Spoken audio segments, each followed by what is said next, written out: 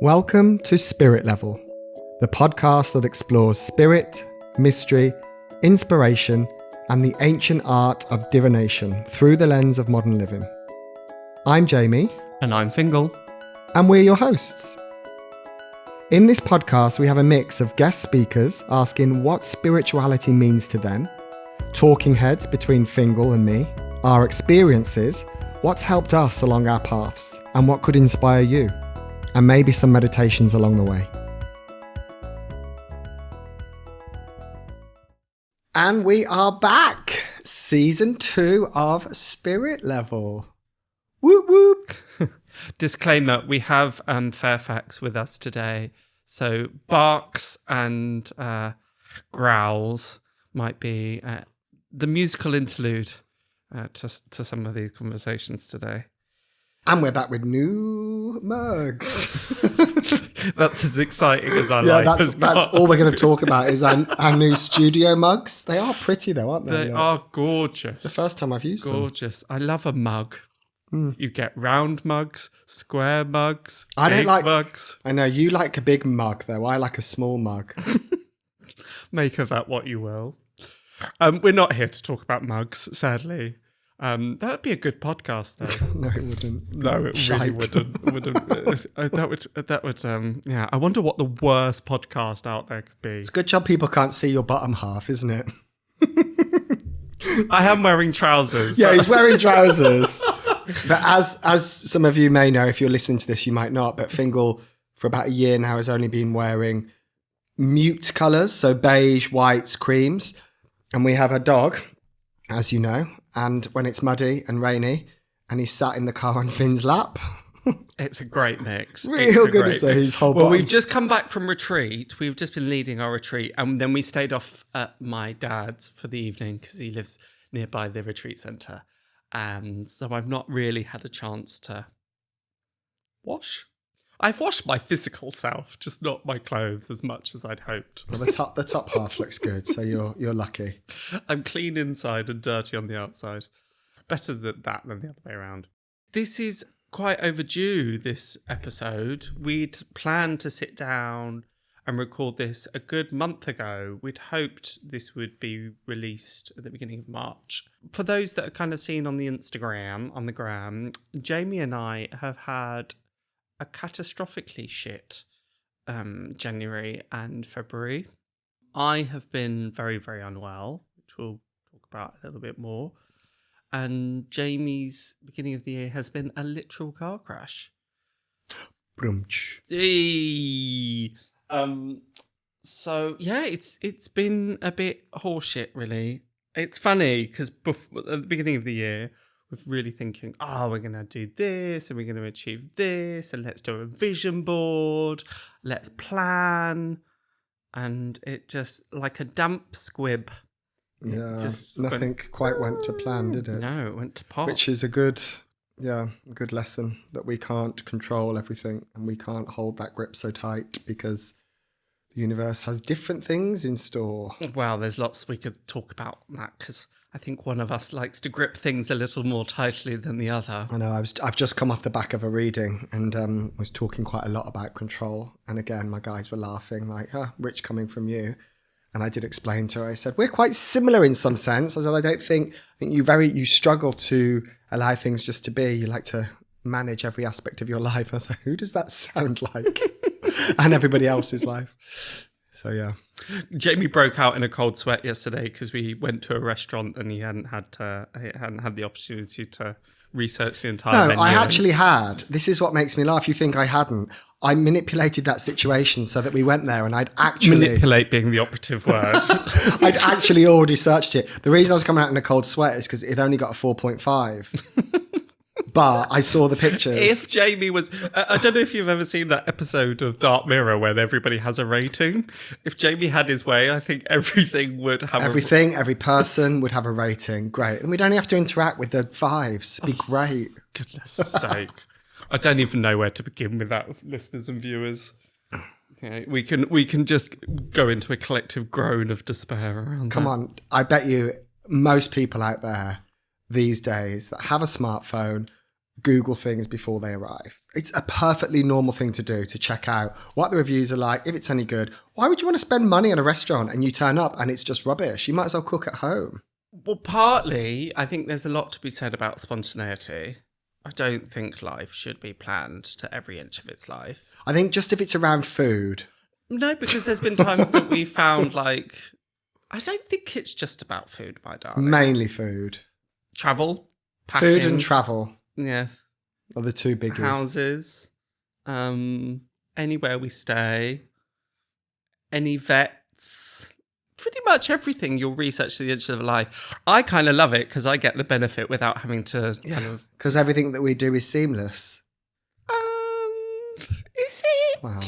More seamless than if you were to manage it all. But there's a lot to be said for chaos. I think we have enough chaos. No, I think chaos is wholly underrated, actually. But that's not what we're going to chat about today. But I think it's an interesting subject. But let's start off a little bit more harmoniously this time, because I think if we get into the planning versus chaos conversation, it might end in divorce. It's over by episode 1. So today we're going to talk about, I'm going to kind of indulge a little bit and... Oh, Jamie's raising his eyebrows. What's new? He's thinking, oh, Jesus. You could write the script of what Jamie's thinking. We don't need a script. No, I was going to kind of go into a little bit of what's happened with me over the past 6 weeks. If that's all right. Sure. You've got 5 minutes. Because I've heard it all before. He has. That's a song, isn't it? No, it's been really, really turbulent. On Boxing Day, I think it was weird, wasn't it? Because I'd put a cup of tea on the stove because we were staying with my mum and she has an Arga type stove. So I put a cup of tea on top because it had gotten cold. Had got cold. And I went to sip it and thought that I'd burnt my lip for ages because it felt really strange. It felt numb. So I remember sucking on an ice cube and everything like that. Couldn't figure out what was going on because there was no blistering and it wasn't painful to the touch. But then that sensation started spreading across my entire face and under my eye. Then I think I went to bed, didn't I, or something? I went for a nap, or I just got up from a nap. But I think it lasted about 6 hours, that feeling. It felt like when you go to the dentist and you have a local anaesthetic and part of your face goes numb. It felt like that. Couldn't figure out what was going on. We're thinking maybe it was a spider bite, but it was the wrong season for spiders because it was winter. It's just really odd, this partial facial paralysis. Fast forward, I think 2 weeks, 2.5 weeks, something like that. And I woke up with tinnitus in my right ear. Thought it was a bit strange. Obviously a bit discombobulating. Couldn't hear out of the right ear. Unusually for me, because I normally soldier on and think, oh, it'll be fine, it'll sort itself out. Unusually for me, I actually booked him to see the GP.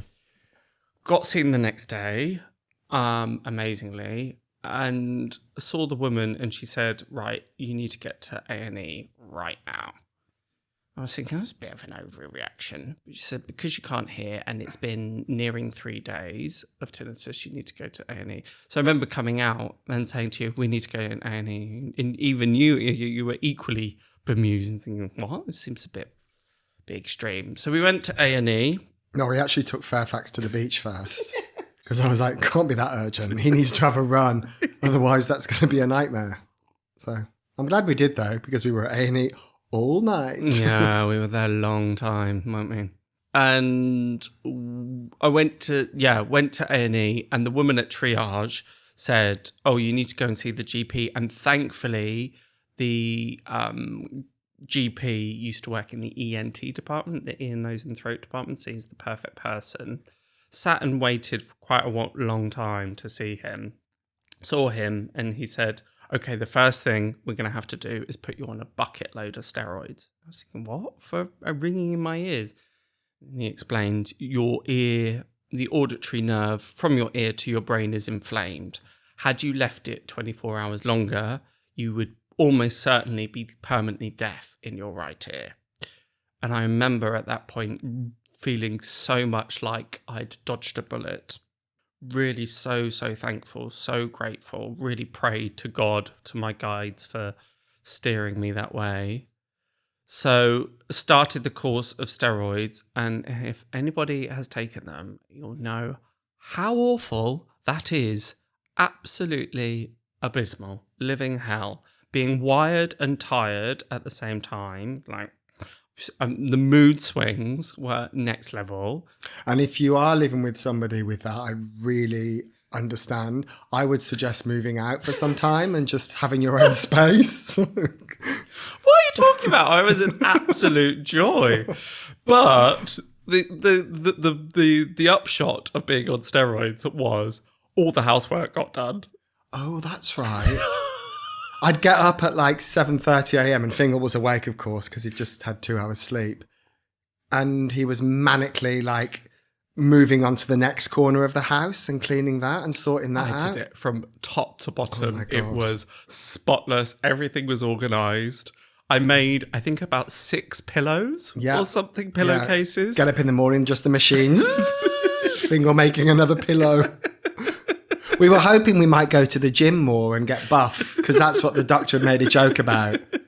But Fingal just made pillows. Apparently, the GP from the ENT GP told me that he'd prescribed somebody else these steroids, and he was this old guy, and he was stopping people on the street, just telling them his life story, very animatedly.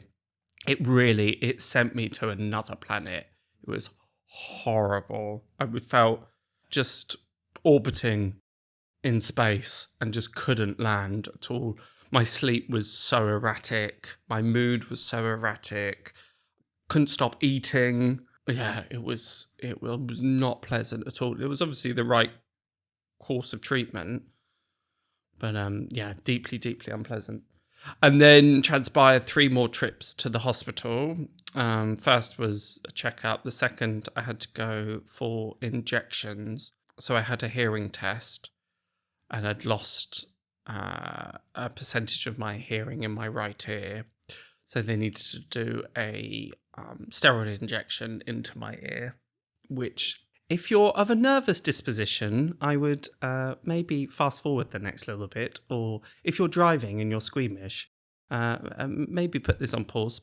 But it involved piercing the eardrum twice with a needle. And it wasn't painful because they had to put a local anaesthetic cream in, and actually hoovering that out was deeply, deeply unpleasant, so uncomfortable. So I didn't really feel the needle, but I could hear it was this metallic clicking right in the inside of my mind. And then the first incision is made to decompressurize the ear canal, I think. And it felt like the airlock had been opened on a plane at 30,000 feet. It was horrible inside my head. And I remember lying on the hospital bed, beautiful room. But I remember crying just because it felt so wrong. It wasn't painful. It just all felt so wrong. And then the second incision was to inject the steroids, and it was just this wet, kind of metallic chemical taste migrating through my ear. But you were amazing. I remember you being really amazing, and just holding my hand, and I couldn't talk and I couldn't swallow for 30 minutes. We just lay there in silence. And actually that was a really, despite how awful it was, I really felt like that was a special moment between us. That moment where you kind of couldn't imagine anyone else being there, and the level of support that comes through in that time. But yeah, horrid. But the injection didn't work, so I've kind of been left permanently hard of hearing in my right ear. Thankfully, not to a degree that I will really notice it in day-to-day stuff. But yeah, it's been a bit of a turmoil. That whole episode lasted about 6 weeks. I'm kind of getting there, but I've had to cut back quite a lot. The really upsetting bit, and the bit that threw me quite a lot, was during that recovery period. I was starting to feel better. I still had this tinnitus going on. I'm feeling better, and I did a reading. So I opened up and I started to tune in for this reading. And it's my own fault. I shouldn't have gone back that soon. I should have left it for longer.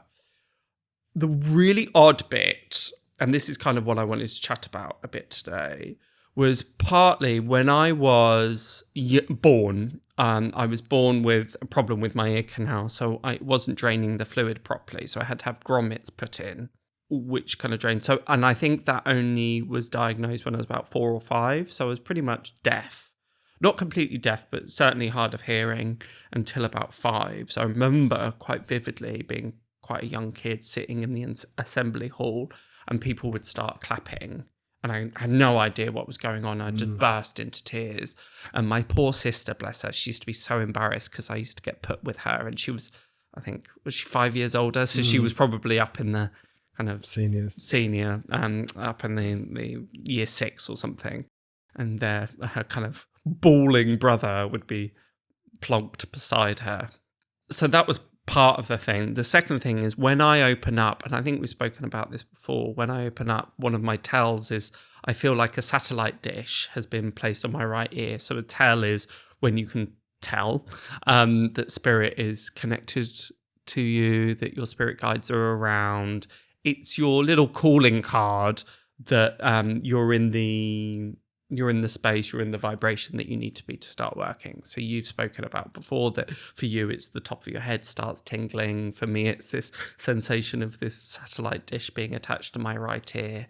And for some people, it might be a tear. For some people, it might be a kind of twitch in the right hand, whatever it is. It's distinct and unique to you. So mine's always been. So when I was opening up and my satellite dish started opening up, the pain, actually it wasn't pain, it's just the noise, wasn't it? No, it wasn't even noise. I thought the pitch got higher and louder. The pitch got higher. It felt like a bomb was going to go off in my head. It's the only way to describe it. It felt like that was going to go pop. Right. The pressure in it, the intensity of it wasn't painful, but I just thought, am I going to do myself irreversible damage here? Yeah. So I ended up having to go back to A&E. You were away. I can't remember. I'd just come to London. Yeah, I had an event. Yeah. So I remember texting you going, I'm going back to A&E, and bless you. I think you were quite stressed that whole period of time, unsurprisingly, the time I was ill. So I went back to A&E. It was just horrid. And so I had to sit for a good 3 to 4 weeks thinking, am I ever going to be able to do readings again? Yeah. And I think the oddity of the fact that where my tell was and where this issue was arising was the same place. There's no way in my mind that those two things can't be related. So I've been thinking a lot of, have I been overworking the muscle? Is this naturally what we're meant to be doing? Am I using a part of the physiology, thank you, that we're meant to be using? Because this thought has crossed my mind before. It's like, are we overstretching the boundaries of what we're meant to be doing in this physical body? And then I ended up getting really angry with spirit because I was thinking, hang on a second, I'm trying to work on your side. I'm trying to be a channel for your messages. And this is what happens, which again is quite a victim-led way of thinking, but it did cross my mind as this was going on.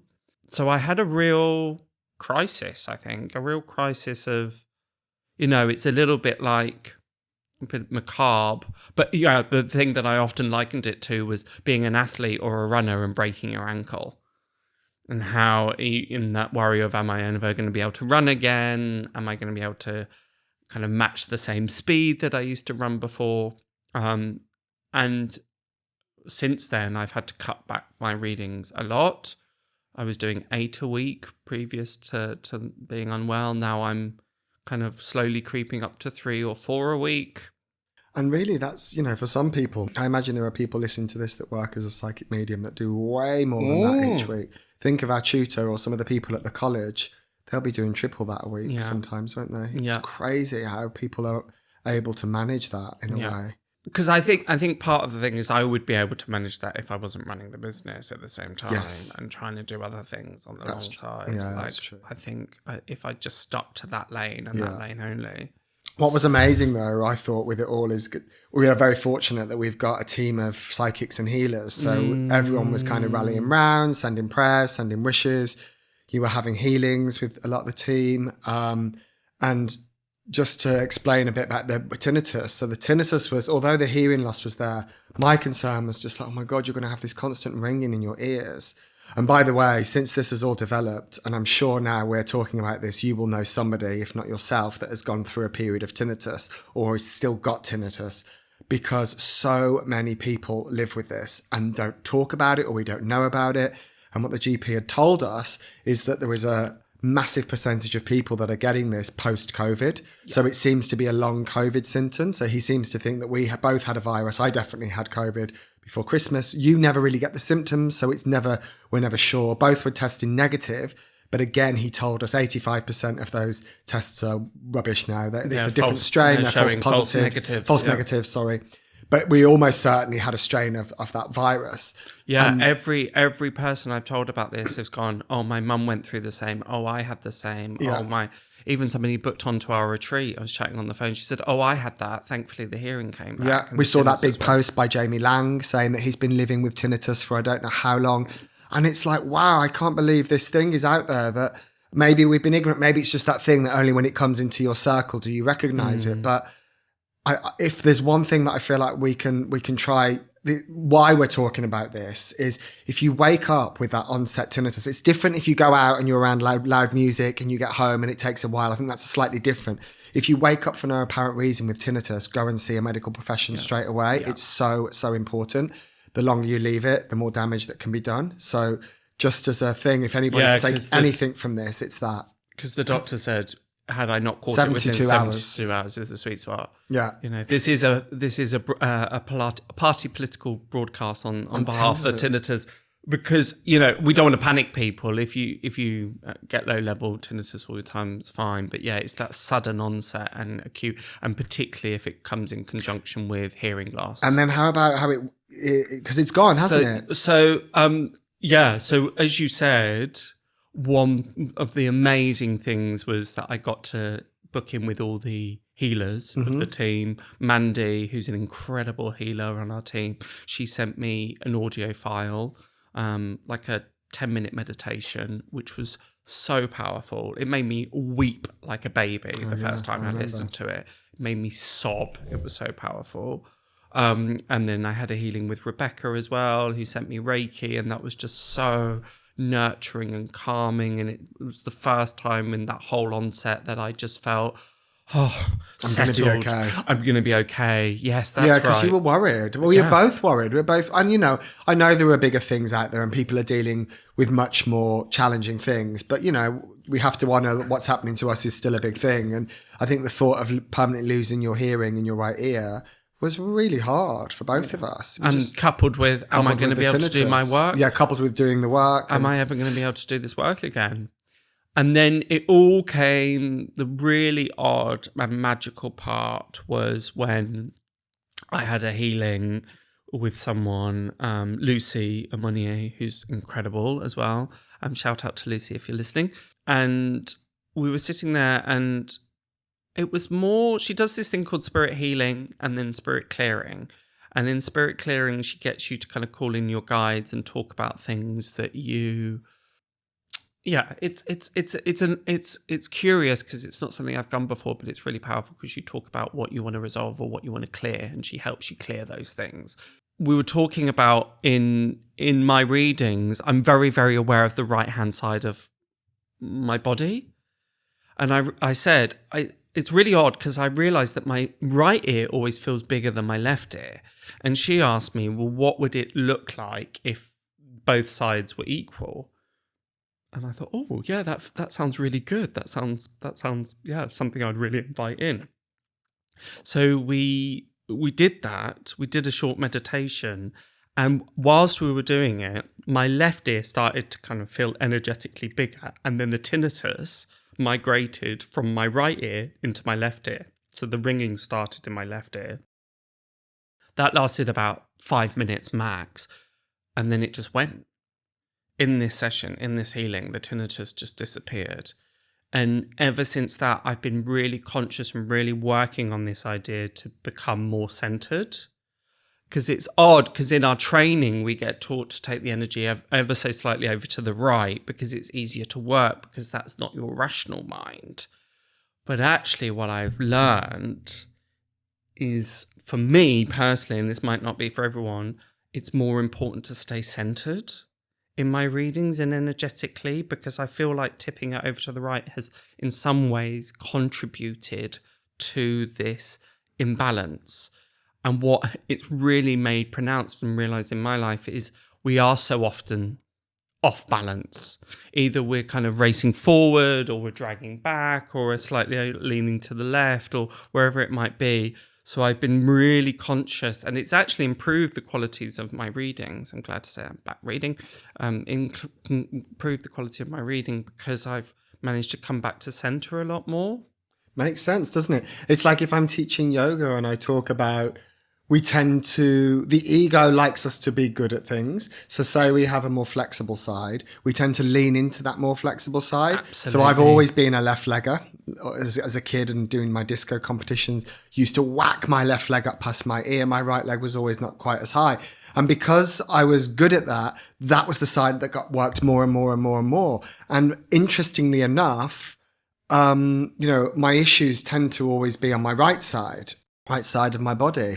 And so it's that thing, I talk about it in yoga a lot. Don't only focus on working your strengths, be aware of your weaknesses and try and bring them back into balance. That's where the magic lies, is finding the balance. It's only the ego that wants you to be better at a certain thing, isn't it? Totally. And I remember saying in this healing as well, it's like I'd forgotten that I've got a left hand. I know it sounds really ridiculous, but it's like I'd become so centric on the right-hand side of, I write with my right hand, I text with my right hand, I draw with my right hand. And it's like, well, why has God gifted us with two hands, really? Why are you giggling? It's just because you were saying all these things that you do with your right hand. My mind just went a bit off. Dirty boy. Dirty boy. I was thinking playing computer games with your right hand. Anyway, smut. Have you ever wondered if you have psychic abilities? Perhaps you get those strong gut feelings about things, or you just know when your best friend's about to call. Perhaps you're extremely empathetic and open to other people's emotions. Well, I'm pleased to say that you're not alone. We hear this on a daily basis, and that's why we're back with our next round of psychic development courses that we run 3 times a year. Whether you're completely new to this work or you have a bit of experience, there's something for everyone. In these 6-week live stream courses, you will uncover the skills required to build upon your intuitive and spiritual world. Places are limited and will go fast, so be sure to check out wellnessfoundry.co.uk/courses to find out more and book your place. Yeah, no, and I said to her, I've almost forgotten I've got a left hand. And she said, well, interestingly enough, particularly when you're healing or in energetic circles, your left hand tends to be your dominant one anyway. It's the one that you use more. So it just really kind of brought to mind that actually, yeah, it is about kind of equilibrium and balance. One thing I also wanted to chat about on the back of that is health in general, because I've always been deeply, deeply fascinated with the energetics of health. I'm not an expert in this field at all, but it is something that's interested me and something that I've explored and something that I you know, there's many people out there that won't look at health in readings, and I completely understand why. And we never want to worry, and we never want to bring anxiety, but so too does sometimes. I think it can be helpful to look at actually what's the energies, what's the energetic imprints of what's going on health-wise. And there's two ways I like to describe this and talk about this. Is one, look at idioms. So if you're sick to your stomach, or you're sick to the back teeth, or I can't stomach that, or I keep shouldering all this responsibility, that can give you a real insight as to the energetics of the physiological aspects of life. But so too, as I'm deeply, deeply fascinated as to why we get ailments in particular parts of our body. So, for instance, with my ear, part of what I kept reflecting on while I was unwell is actually I need to listen more. I'm not always a great listener. And actually, you don't have to agree so quickly, Jamie. I'm not always a great listener, and actually I was thinking, well, what would it look like? Because there was a particular period as well within my being unwell that I couldn't even talk, either because it would hurt so much with the tinnitus, so I couldn't talk. So all I could do was just be quiet and be in stillness. So it really got me thinking. And I think that's a really, really important part of being unwell, is actually what are the lessons here? What can I learn about myself? What can I learn about the rhythm of my life? What can I learn about where am I pushing too much, pulling too much? Kind of where am I off center? And partly also I really like to look at, well, why is that ailment showing itself there? In that particular part of the body? Why is it the left shoulder and not the right shoulder? Or why is it the shoulders and not the stomach? Why is it the right leg rather than the right arm? Because all of these things will have there will be reason behind it. And yes, of course, there'll be hereditary reasons to that, environmental reasons to that. But what often gets overlooked is the energetic reasons for that. And again, this is why things like idioms are so helpful, because they help us understand the psychic aspect. And by psychic, I mean that which exists outside of our kind of rational mind and intuitive language, let's say. So, for instance, if you keep getting problems with your shoulders, it's usually because you're burdening too many responsibilities. If you've got lower back issues, it's because historically you've had financial issues. If you keep having stomach issues, it's like, well, the stomach is the first point of rejection. So what are you not able to stomach? What are you not able to digest? What are you not able to kind of, process in a certain way? If you've got lots of water retention, well, we know that water is the element of the emotion. So it's like, what are you not able to let go of? What are you not able to flush through your system? Okay, we keep having issues with our bones. Well, that's the very kind of material part of ourselves. So where in our lives are we not feeling stable and strong and supported and kind of rigid? So I'd really encourage each and every one of you to look at, and this is a part of it, I'm not saying it's the whole pie, but certainly it can be an aspect of it. And what's so worrying and frustrating is that people kind of mask a lot of this with either medication or just kind of avoidance or procrastination. Yeah, I'm just treating the issue, symptoms, the symptom, rather than looking at what's underneath it. Well, it's because that requires more work and more effort, doesn't it? And that's the thing. And even on retreat, there was a couple of people this time, wasn't there, that there were some things coming up, and to us, it was quite clear what could have been done to kind of work through some of that, but they just kept coming up with the practical facts and it's like, yes, that can, if you fall over and break your arm, okay, well, you Yes. break your arm. But I think with some of these more, certainly things that are a bit more unexplained in the medical world, anything that's autoimmune, for example, we know that's a lot to do with what's going on in our thoughts, in our mind, in what our belief systems, all of that, stress, anxiety, all of these different things, and where that manifests in the body. Why does it manifest there? And it's that thing we realized as well with that, is that if you have a particular weak spot in the body, it's like that's where things are going to go to. Yeah. You know, and as a fallout of COVID, I'm sure that there's been people, you know, perhaps people that are smokers. It's why they've said if you were a heavy smoker, be mindful because it was attacking the lungs. You're more than likely to have serious issues because your lungs were weak. And for you, you've always had issues with your ear. So it was like post-COVID, that's where it decided to attack.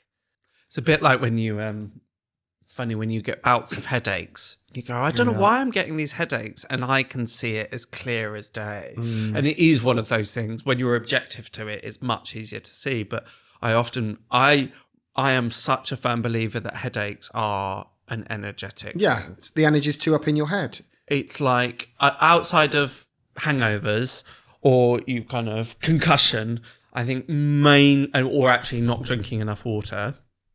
I think if you've eliminated those three, 9 times out of 10, it's an energetic block. Well, I can, without a doubt, if I've got a headache, I can sit, ground, breathe, meditate for 5-10 minutes, and I can get rid of my headache. Yeah. It will go. It may come back later because obviously it's still stuff going on, but I can usually get rid of my headache without taking tablets. And it was happening, and it was the same on retreat. I was really aware of managing because I'd had a headache all up until retreat, because it had been that week leading up to the retreat was so stressful. And there was just so much going on. We had so many events happening, plus the retreat and then life and then picking up the new car after the crash. And it was all everything was condensed into a week. So it just felt so full on. And of course, that energy just came up until my head was exploding. But then when I got on retreat, I was really mindful. I thought, right, I've got nothing to stress about now. We've planned this really well. I need to enjoy this. And actually I didn't have a headache the whole time. And I'm really mindful now, because it's gone again, that I don't let myself get back into that. So I'm being really careful about managing those things. And I think being aware of when these things come in and catching them before they get too far is really important. That's why last night I decided to take myself off and have a bath, because although I was feeling all right, I just thought I need to keep on top of it. It's that maintenance. It's not like, don't leave things until you are at that point where, you know, you have got a migraine. Well, this is the thing, isn't it? It's like that's usually the body's last resort. Exactly, to pain, get to get it out. Like, And actually, you're so right. When I was unwell, I knew, okay, that might be an offshoot of COVID, of course, and I can't control that. But actually, it did give me an opportunity, and this is really important, that I used it as forced time to reassess. And I started doing more creative projects because on the back of it. And I had to kind of look and ask some of these bigger questions, because it is very often our system, our soul's way. It's why I started the Wellness Foundry, is because I was becoming so unwell, physically unwell. And what often happens is people, exactly as you say, have autoimmune diseases, they have digestive issues, they've got allergies, they've got food sensitivities, they've got rashes, they've got all of these things that you go to medical professions and they're kind of shrugging their shoulders and going, you should be fine, when you know you're not fine. That is a manifestation of a psychic illness. It's got to be, because there's no tangible reason why that is going on. There's nothing in your blood. There's nothing showing up on a scan. This is just something that's happening and I think all roads tend to lead back to stress a lot of the time now as well. Stress, anxiety. Yeah, and I think an imbalance, dis-ease. Yeah.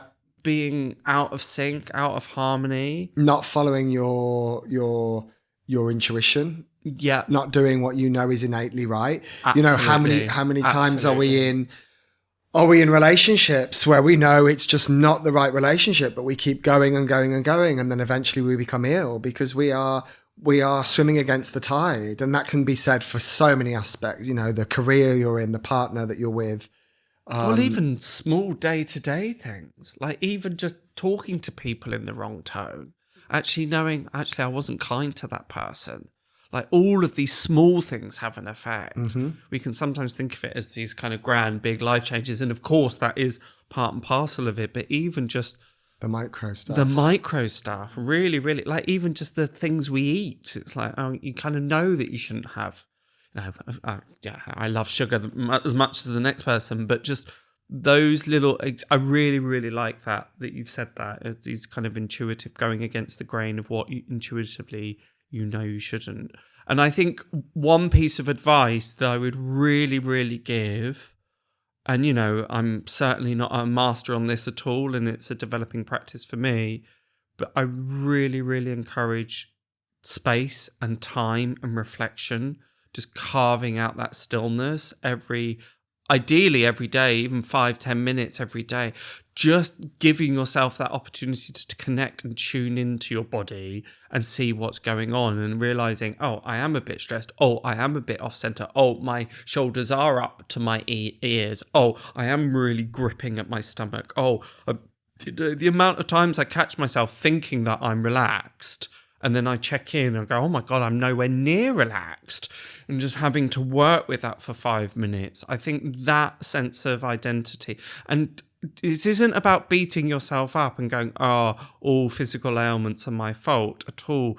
But I do feel that there's such a missed opportunity if people aren't going, what is this teaching me? What is this pointing towards? Why is it this particular area and not something else? Why is this a recurring theme? What things need to be adjusted and changed and shifted to make that happen? And one thing I really recommend is healing. Energy healing, psychic healing, spiritual healings, crystal healings, because they will support. It's almost like these things will highlight to you or give you, they give you not only the opportunity in the space, but I feel that they speed up that process of recognition.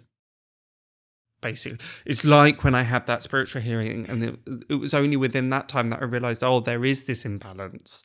Whereas I could do that reflection myself, but it might take a lot longer to realize that. So actually having that objective viewpoint and having it supported in that way, for me anyway, really, really helps me arrive to those understandings, those breakthroughs, those revelations much quicker and much sooner. Over the last kind of couple of months, we've been having weekly massages, which sounds like the most indulgent thing ever. But actually, we since COVID, I think actually since my being unwell, I realised that needs to be a regular part of my practice too. As much as that kind of meditation, as much as that yoga, as much as actually that any healing modality, I think should become an integral part, particularly if you're busy and stressed. Mm-hmm. Yeah, you've got to counterbalance that with something. You can't just keep going and expect not to become ill. And what's that saying? It's we spend all of our... What's this? That saying? The Dalai Lama quote. Yeah, the Dalai Lama quote. Yeah, so the Dalai Lama was asked, what do you find most surprising about life? That's right. And he said, man, he spends all of his time accruing his wealth, and then uses all of his wealth to buy back his health. So he's something about he's not really lived, because you're kind of feverishly kind of squirreling away to try and generate money, and then you get so ill, you got to spend it all to get better. I mean, it's just, and that's something we just see time and time again. And unfortunately, for some people that don't accrue the wealth but still go through the stress, then they don't have that luxury either. So it can be difficult. It's just this vicious circle, isn't it? So I think if we can all just take more responsibility for ourselves and stop blaming other people or the outside world or the environment, and actually look at what's happening. Yeah, that's a big one. Look at ourselves a bit more and take that responsibility. And I'm just, it's funny because when you have healings, we're very different. You will have a healing, and you set within minutes, you can be switched off and you just let go. And we were just reflecting on how easily it is for you to do that, because almost you are pushed so much to that limit that when you do have that time to let go, your body just completely lets go. Whereas perhaps I'm not quite in that. You're much better at relaxing more regularly. Exactly. So when I go for a healing, I suppose...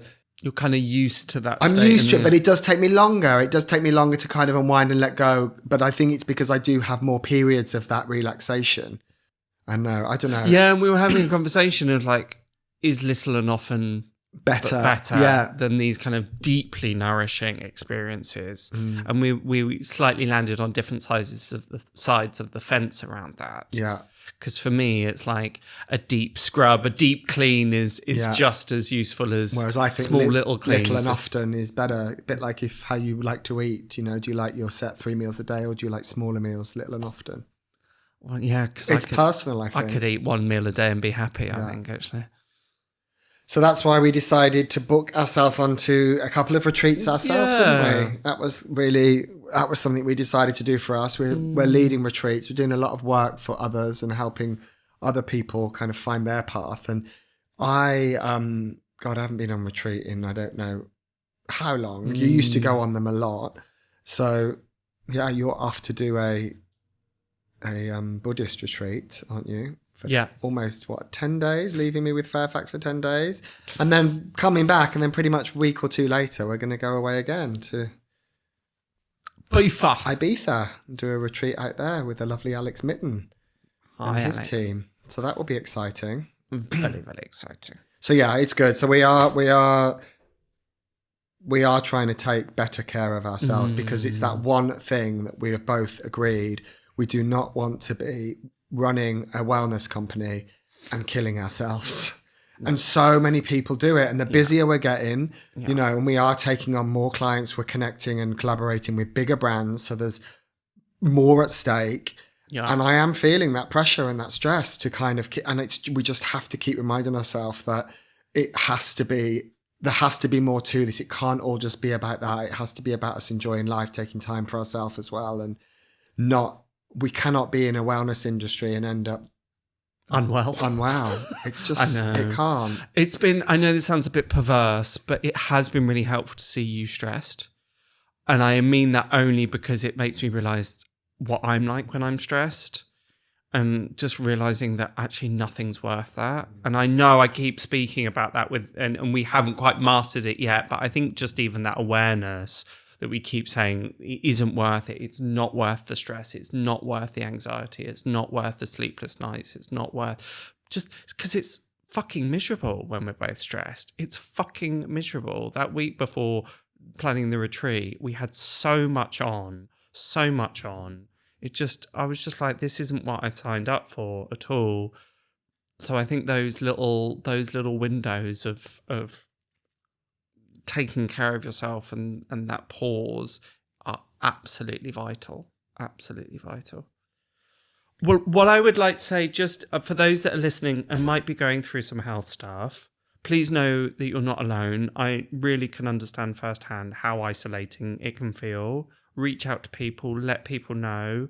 You know, I was so buoyed and nourished and reassured when I just let people know and let people in, that the level of warmth and support that came through was really, really, it was just beyond my expectations. Because sometimes you can feel like, oh, I don't want to burden people, or I don't want to moan, or no, let people know what's going on. It's absolutely vital, absolutely important. I would really recommend as well, just looking at those questions that we have raised here of what is this trying to teach me? What's the bigger picture here, in a way that's not self-damning and self-blaming. I would really encourage to get in healings. And, you know, often we can think about healings as needing to cure what's going on. And actually that's not always it. It's about giving you the realizations to actually, so you can heal it yourself.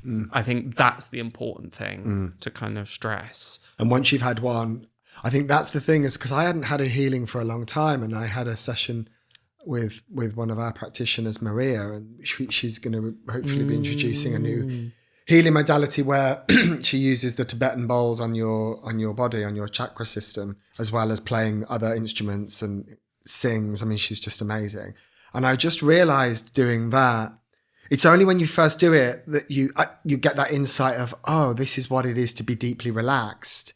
Because relaxing isn't sitting watching TV or having a glass of wine, as much as we like to think it is. It's not. It's that doing nothing. And it's a bit like on retreat, I led a yoga nidra, and I was so inspired by my own yoga nidra that in the break, when you were doing your workshop, I went and lay on my bed and put on a YouTube yoga nidra, because I just thought, why aren't I doing this more often? And it felt so good. We've got all of these tools at our fingertips. We don't even need to pay for them. You know, we can use YouTube to take some of these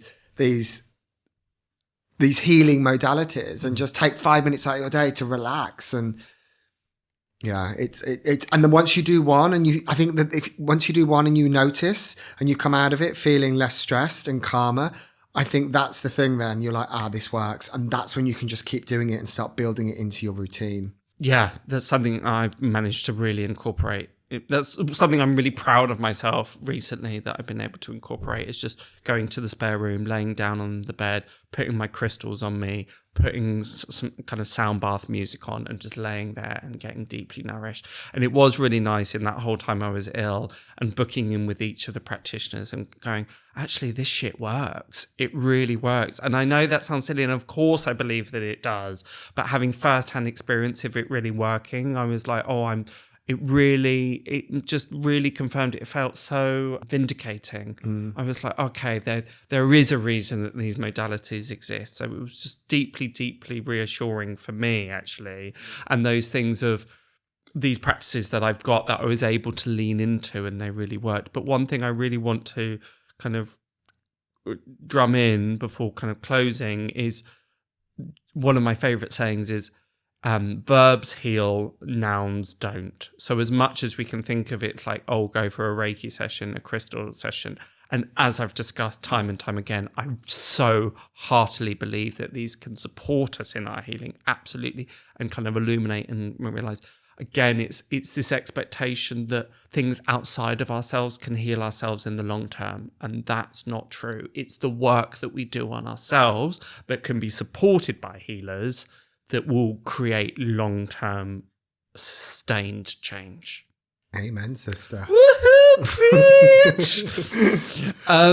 Good. Yeah, that was fun. I think fun. That was, again, it's always interesting, isn't it, when we chat about stuff, because we learn so much from what we're saying, because it's a real reflection back to us about, how we can move forward as well. It's good. So you're going to pull some cards? I'm going to pull a card, as I did just usually. Well, just before I do, we had a question from a viewer from the last season. So 2 quick things. One, if you've got any subjects that you'd like us to cover, please let us know.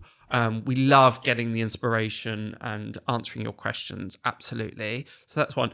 Number 2, we're going to try, Jamie doesn't know this because I'm just going to throw it out there. If you've got any questions that you would like us to tune in psychically and answer, we'd be very, very happy to do that as well. So any subject, any question you want to know, just write in. You can email us at hello@wellnessfoundry.co.uk. Drop us a DM on Instagram @wellnessfoundry. And we'd be very, very happy to look at that. Somebody did write in and ask, because they were listening to our podcast slightly later than it aired. And they said, does the 1 card pull still apply to me, even though I'm listening to later? And what I want to say is absolutely yes. I fully believe in divine timing. And just because you're listening to this message maybe 3 months after we've recorded it, do not brush it off. You are meant to be hearing this message at this particular time. So please know that it still very much resonates. Also, just before I pull the card, if you want to check out our healing services, you can do on the website again, which is www.wellnessfoundry.co.uk. If you hit consultations and look at healings, we have a plethora of different healing modalities. We've got crystal healing, Reiki healing, spiritual healing, and sound bath healing, and we were soon to introduce this Tibetan bowl healing as well. One-to-one healing. There's a real plethora of amazing, and we offer that both in our studio in Vauxhall, but also remotely as well, and it's just as powerful on both. So please know that we are here to support you in your healing journey.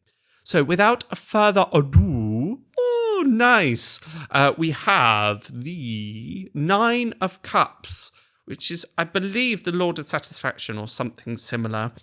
It's interesting, the Nine of Cups. I always see it as the trophy room. And there's two ways. The protagonist on this card always has got this kind of, this smile on his face that's slightly difficult to read, because it's either the smile of satisfaction or it's the smile of smugness. You know, it's really, really important that we are able to recognise our achievements and all of the things that we have accomplished. 9 in the tarot is the number of completion or accumulation, and cups in the tarot always refer to the emotional realm. Usually when it comes to the cups, the suit of the cups, the more cups that we have, the better, because we have more and more to show. Our cup is more and more full. So it's a lovely thing. So it's like the heart is really just full of joy and achievement and gratitude and just all of these wonderful feelings. But it also reminds us not to rest on our laurels.